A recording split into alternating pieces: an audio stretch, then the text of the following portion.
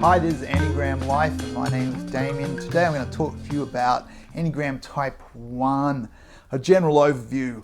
So, Enneagram Type 1 is, whenever I think of the Enneagram Type 1, I think stiff and rigid and stern. I think of there was this kid when I was in high school, and I always thought he looked like he walked around with a stick rammed right in the backside, straight through the spine, and touching the top of his head, because he had that enormous stiffness about him. And looking back, he was an Enneagram Type 1. I remember there was this girl, and she was at a university, and they had these different club teams, and she had to do this dance. I was at that university, and everyone was sort of laughing at how stiff she danced. She was a Type 1. So, that physical stiffness kind of gives them away. And it comes from, they're an anger type. The Type 1 is an anger type. There's 3 anger types: the 8, 9, and the 1. So anger is at their core. But they don't express anger so much. In fact, what characterizes the Type 1 is not the expression of anger, but it's the repression of anger. So the word repress, I mean they force the anger down. They don't let it come out and be expressed. They control the anger. Well, they force it down. They don't let it come out. So that's what I mean by repress. And I should make a point of, in psychology, they have a definition. They use the word repress and the word suppress. Suppress and repress. Suppress with the S, repress with the R. They use these words differently than common speech. I'm using the word now, repress, the way it's commonly meant. So in psychology, repress is when you're subconsciously unaware of the emotion that you're holding back or the thoughts that you're holding back. And suppress is when you're intentionally holding those thoughts back and you're aware of it. But generally speaking, repress, it just means hold something down in everyday speech. And so they repress anger, the Type 1. And that's what gives them the tightness. The repression, it gives them the stiffness and the tightness. The repression of anger. So the reason that they repress the anger, but it's not that they feel the anger is wrong. The anger that comes up in them, they feel is justified. The majority of the time, they feel that anger is justified, and because they're the most self-righteous type. So self-righteousness is all about feeling that you're justified, being certain of your beliefs, and they're extremely self-righteous. They just don't think it is right to express the anger.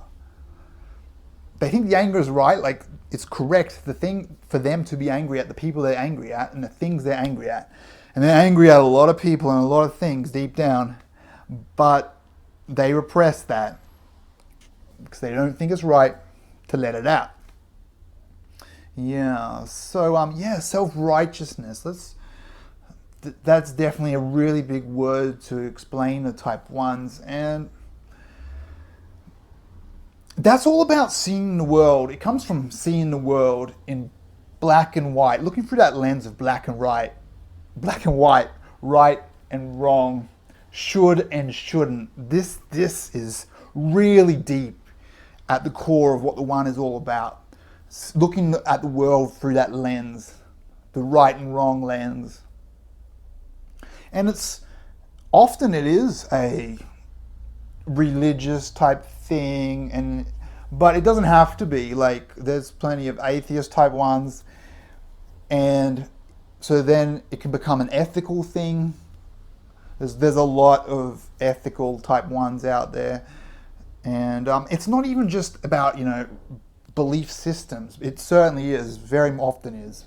But it's about everything. It's right and wrong, the way to look at things. It's about everything. It's about how you do your hair, what kind of clothing you wear, how you organize your desk.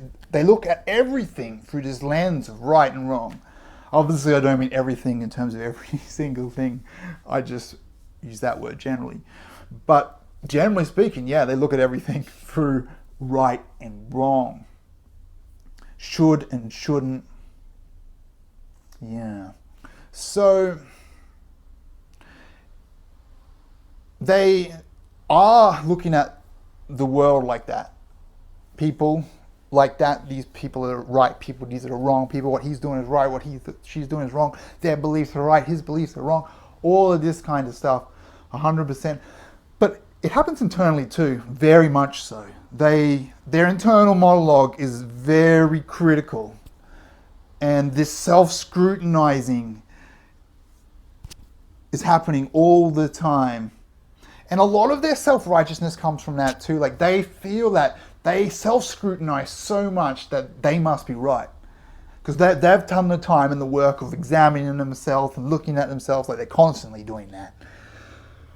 And it gives them a sense of, I know what right is. Yeah.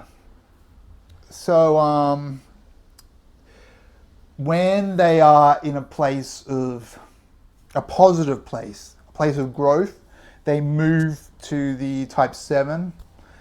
And when they are in a negative place, the type 1, they move to the Enneagram Type 4.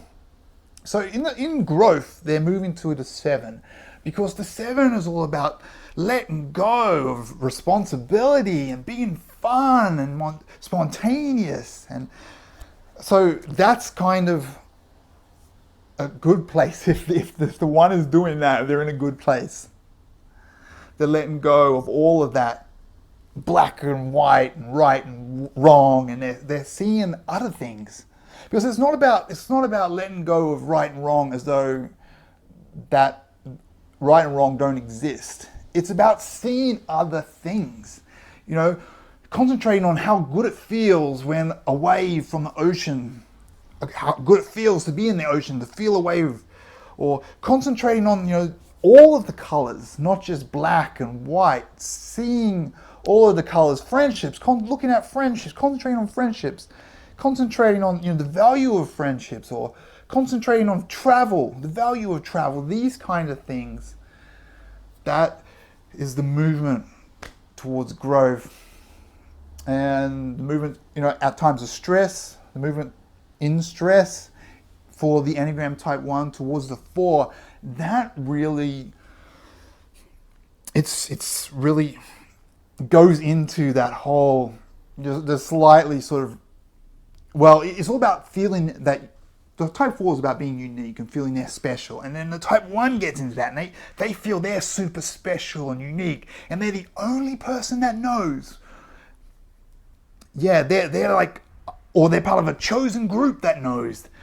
They're the chosen few that know what's right and wrong, because they're so special and they know. And there is like some sort of this idea of being the chosen. You see that in a lot of kind of religious overtones to that, and I think that you can see the relationship there.